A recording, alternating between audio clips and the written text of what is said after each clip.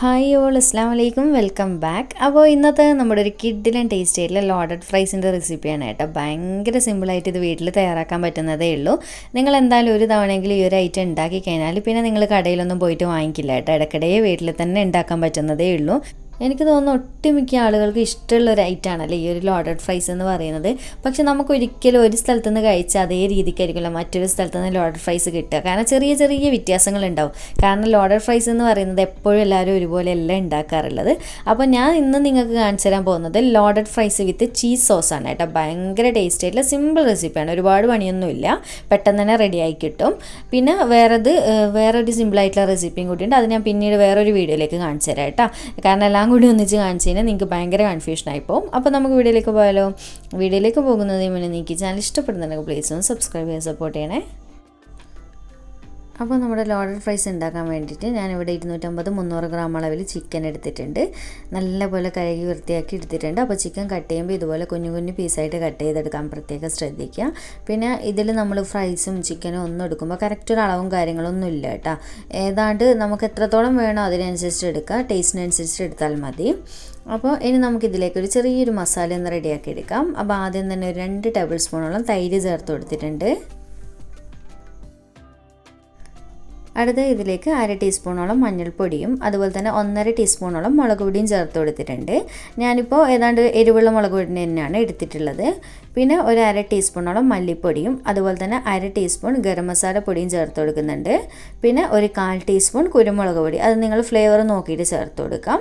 പിന്നെ ഒരു 1/2 ടീസ്പൂണ് ചെറിയ ജീരകം ഒന്ന് ചതച്ചതാണ് ചേർത്ത് കൊടുത്തിട്ടുള്ളത്. ഓവർ പൊടിയാക്കിയിട്ട് എടുക്കേണ്ട, ചതച്ചിട്ടാകുമ്പോൾ ഒന്നുകൂടി ടേസ്റ്റ് കൂടുതലാണ്. ഇനി ലാസ്റ്റ് ഇതിലേക്ക് ഒരു 1/2 ടേബിൾ സ്പൂണോളം ഇഞ്ചിയും വെളുത്തുള്ളി രണ്ടും കൂടി ഒന്നിച്ച് പേസ്റ്റ് ആക്കിയതാണ് ചേർത്ത് കൊടുത്തിട്ടുള്ളത്.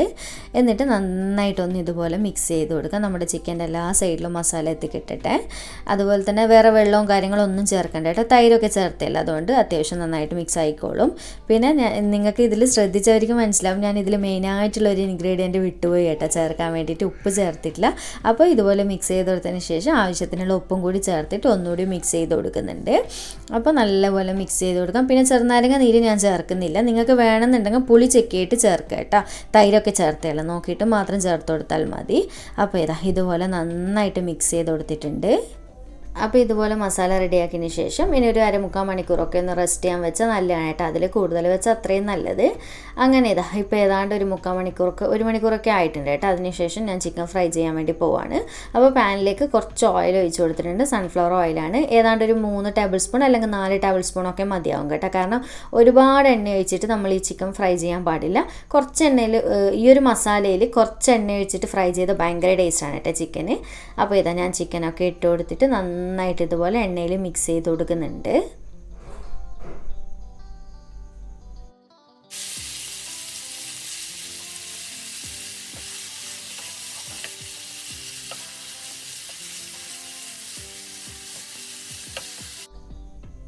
അങ്ങനെ ഇതുപോലെ നന്നായിട്ട് മിക്സ് ചെയ്ത് കൊടുത്തതിന് ശേഷം ഇനി നമുക്കിത് അടച്ച് വെച്ച് കൊടുക്കാം. ഇനി ചിക്കൻ ആദ്യം തന്നെ നന്നായിട്ടൊന്ന് വെന്ത് വരട്ടെ. വേറെ വെള്ളവും കാര്യങ്ങളൊന്നും ഒഴിക്കേണ്ട. ചിക്കൻ അത്യാവശ്യം നന്നായിട്ട് വെള്ളം ഇറങ്ങി വരും. അപ്പോൾ അതുവരെ നമുക്ക് വെയിറ്റ് ചെയ്യാം. വെള്ളം നന്നായിട്ട് ഇറങ്ങി വന്നതിന് ശേഷം അടപ്പ് തുറന്ന് വെക്കുക. വെള്ളമൊക്കെ വറ്റിച്ചിട്ട് ഫ്രൈ ആക്കി എടുക്കുക കേട്ടോ. കാരണം എല്ലാവർക്കും അറിയുന്നത് തന്നെയായിരിക്കും, എന്നാലും ബിഗിനേഴ്സൊക്കെ ഉണ്ടെങ്കിൽ കൺഫ്യൂസ്ഡ് ആവേണ്ടെന്ന് കരുതിയിട്ടാണ് കേട്ടോ കുറച്ചൊന്ന് ഡീറ്റെയിൽ ആയിട്ട് പറയുന്നത്. അങ്ങനെ കുറച്ച് സമയം കഴിഞ്ഞിട്ട് നോക്കുന്ന സമയത്ത് കണ്ടില്ല, നമ്മുടെ ചിക്കൻ അത്യാവശ്യം നന്നായിട്ട് വെള്ളം ഇറങ്ങി വന്നിട്ട് നമ്മൾ വെള്ളവും കാര്യങ്ങളൊന്നും ഒഴിച്ചിട്ടില്ല. ഇനി നമുക്കിത് അടച്ചു വെക്കേണ്ട ആവശ്യമില്ല കേട്ടോ. ചിക്കനൊക്കെ അത്യാവശ്യം വെന്തിട്ടുണ്ട്. ഇനി ഇത് കുറച്ചൊന്ന് ഫ്ലെയിം കൂട്ടി വെച്ചിട്ട് നന്നായിട്ട് ചിക്കനിലെ വെള്ളം ആദ്യം തന്നെ വറ്റിച്ചെടുക്കുക. എന്നിട്ട് ഫ്രൈ ആക്കി എടുക്കാം. അഥവാ എണ്ണ കുറവായിട്ട് നിങ്ങൾക്ക് തോന്നുന്നുണ്ട് എന്നുണ്ടെങ്കിൽ കുറച്ചൊന്ന് എണ്ണ ഒഴിച്ചു കൊടുക്കുക കേട്ടോ. കൂടുതലായിട്ട് പ്രശ്നമൊന്നുമില്ല. പക്ഷേ ഞാനിപ്പോൾ ഒഴിക്കുന്നില്ല. ഇപ്പോൾ അത്യാവശ്യം വെള്ളമൊക്കെ വറ്റി വന്നിട്ടുണ്ട്. ഇനി കുറച്ചുകൂടി ഒന്ന് മൊരിച്ചെടുത്തതിന് ശേഷം ഫ്ലെയിം ഓഫ് ചെയ്ത് കൊടുക്കാം. പിന്നെ വേറെ എന്താണ്, ഒരു കാര്യം പ്രത്യേകം പറയാം, ഞാൻ ഈ ചെയ്തിട്ടുള്ള മസാലയിൽ തന്നെ ചിക്കൻ ഫ്രൈ ആക്കണമെന്ന് നിർബന്ധമൊന്നുമില്ല കേട്ടോ. ഇത് നല്ല ടേസ്റ്റ് ആയിട്ടുള്ളൊരു മസാലയാണ്. നിങ്ങൾക്ക് നിങ്ങളുടെ ഇഷ്ടത്തിനനുസരിച്ച് ടേസ്റ്റിനനുസരിച്ച് ഉണ്ടാക്കുക കേട്ടോ. മസാലയൊക്കെ അതൊക്കെ നിങ്ങളുടെ ഇഷ്ടമാണ്, കുഴപ്പമൊന്നുമില്ല, എങ്ങനെയും ആക്കാം. കാരണം ഞാൻ നേരത്തെ പറഞ്ഞ പോലെ തന്നെ ഇതുവരെ ഞാൻ പല സ്ഥലത്തുനിന്ന് ലോഡഡ് ഫ്രൈസ് കഴിച്ചിട്ടുണ്ട്. ഇതുവരെ ഒരേ ടേസ്റ്റിൽ വേറൊരു കടയിൽ നിന്ന് നമ്മൾക്ക് കിട്ടില്ല കേട്ടോ. പല രീതിക്കായിട്ടാണ് കിട്ടാറുള്ളത്. അതുകൊണ്ട് നിങ്ങളുടെ ഇഷ്ടത്തിനനുസരിച്ച് ചിക്കനൊക്കെ ഫ്രൈ ചെയ്തെടുക്കാം. പിന്നെ നമ്മുടെ സിംഗർ ചിക്കൻ ഇല്ലേ, നമ്മുടെ ഫ്രൈഡ് ആയിട്ടുള്ള ചിക്കന്, ആ ഒരു ടൈപ്പിലും ഫ്രൈ ചെയ്തെടുക്കുക കേട്ടോ. അങ്ങനെയും കിട്ടാറുണ്ട് ചില കടയിൽ നിന്നൊക്കെ. അപ്പോൾ ചിക്കനൊക്കെ നന്നായിട്ട് മൊരിച്ചെടുത്തതിന് ശേഷം ഞാൻ ഇത് വേറെ ബൗളിലേക്ക് മാറ്റി കൊടുക്കുന്നുണ്ട്.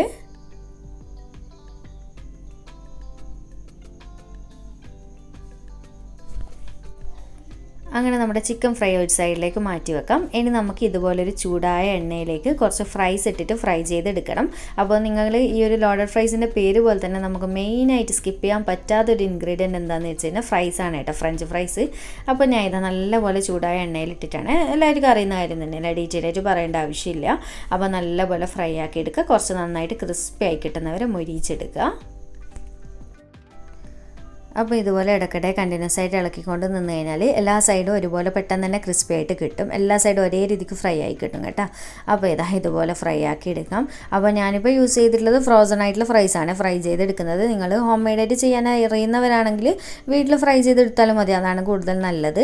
അറിയുന്നവരാണെങ്കിൽ അങ്ങനെ ചെയ്യുക കേട്ടോ. അപ്പോൾ ഞാനിതിന് എല്ലാം കൂടി ഉണ്ടാക്കുന്ന കാണിച്ചു കഴിഞ്ഞാൽ വീഡിയോ ഭയങ്കരമായിട്ട് ലെങ്ത് ആയിപ്പോൾ, അപ്പോൾ അതിൻ്റെ ആവശ്യമില്ലല്ലോ, ഇതൊക്കെ എല്ലാവർക്കും അറിയുന്ന കാര്യം തന്നെയല്ലേ. അതുകൊണ്ട് ഡയറക്റ്റ് ഇതുപോലെ ഫ്രൈ ആക്കി എണ്ണയിൽ നിന്ന് കോരിയെടുക്കുന്നുണ്ട്.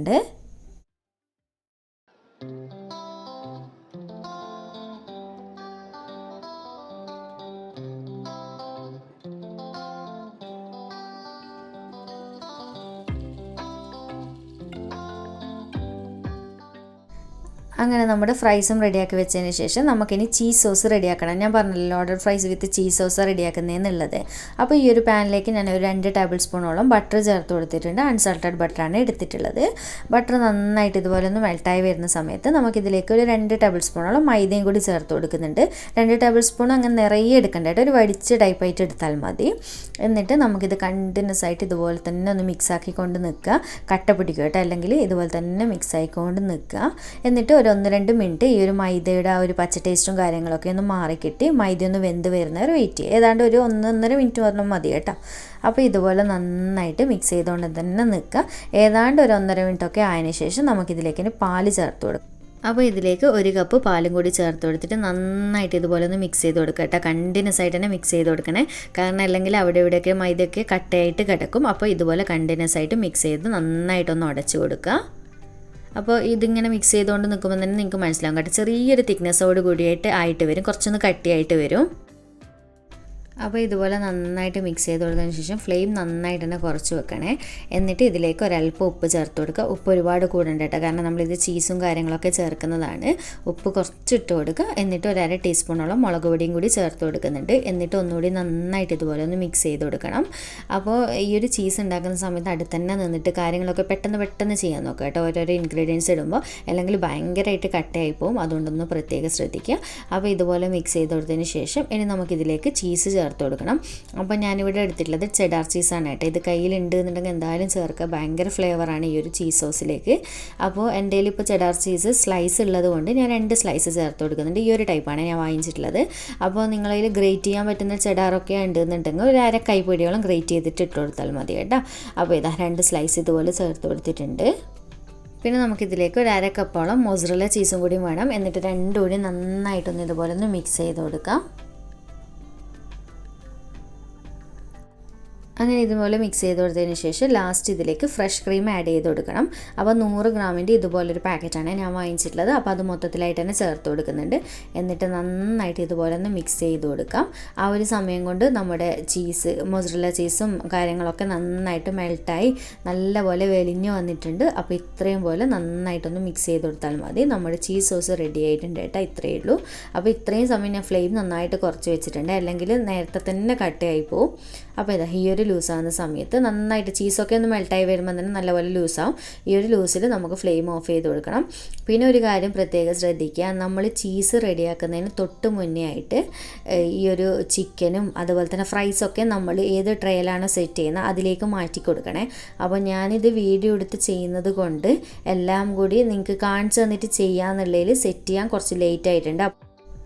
ഇനി നമുക്ക് നമ്മുടെ ലോഡഡ് ഫ്രൈസ് സെറ്റ് ചെയ്യാൻ വേണ്ടിയിട്ട് പോകാം. അപ്പോൾ ഇതുപോലൊരു ട്രേയിലാണ് ഞാൻ സെറ്റ് ചെയ്യുന്നത്. ഇതുപോലെ ചെയ്യണമെന്നൊന്നുമില്ല, നിങ്ങൾക്ക് സ്റ്റീൽ പ്ലേറ്റിൽ വരെ ചെയ്തെടുക്കാൻ പ്രശ്നമൊന്നുമില്ല, വീട്ടിൽ ചെയ്യുന്നതല്ലേ. അപ്പോൾ ഇത് നമ്മൾ ഫ്രൈ ആക്കി വെച്ചിട്ടുള്ള ഫ്രഞ്ച് ഫ്രൈസ് മൊത്തത്തിലായിട്ട് ഈ ട്രേൻ്റെ അടിയിലായിട്ട് സെറ്റ് ചെയ്ത് കൊടുത്തിട്ടുണ്ട്.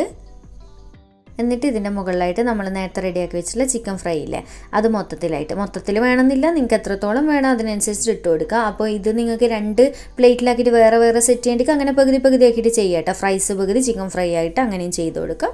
അപ്പോൾ ഇതാ ഞാൻ ഇതുപോലെ ഇട്ട് കൊടുത്തതിന് ശേഷം നമ്മൾ റെഡിയാക്കി വെച്ചിട്ടുള്ള ചീസ് സോസ് ഇല്ലേ, അത് എത്രത്തോളം വേണം സോസ്, ഒരുപാട് ഒഴിച്ചിട്ട് കഴിക്കാൻ താല്പര്യമുണ്ട് അങ്ങനെ കുറേ ആക്കിയിട്ട് ഇട്ട് കൊടുക്കുക. എത്രത്തോളം വേണം അതിനനുസരിച്ചിട്ട് ഇതുപോലെ ഒഴിച്ചു കൊടുക്കാം. ഡയറക്റ്റ് പാനിൽ നിന്ന് ഒഴിച്ചു കൊടുത്താൽ മതി കേട്ടോ. ഞാനിപ്പോൾ ഫോട്ടോ ഒക്കെ എടുക്കേണ്ടത് കൊണ്ട് ജസ്റ്റ് ഒന്ന് ലെവലിൽ ഇതുപോലെയൊക്കെ ചെയ്ത് കൊടുക്കുന്നതേ ഉള്ളൂ, അത്രയേ ഉള്ളൂ.